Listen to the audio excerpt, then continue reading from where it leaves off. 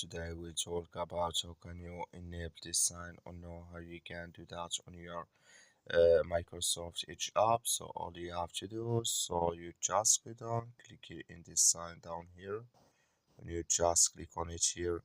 So then it's going to show for you list like this here. Click here on settings. When you just click on settings, it's going to take you to this list here. So then you click here on privacy and security, click on it here. So then you come to this list here, then all you have to do, just go down here, you keep going down, then you click here on block. So we will go back.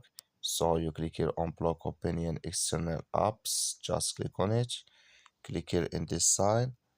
Then like you see this color show for us, that's mean block opinion all external apps enable with us now. That's all you have to do, that's all. Thank you for watching. Don't forget to support us by liking, subscribe.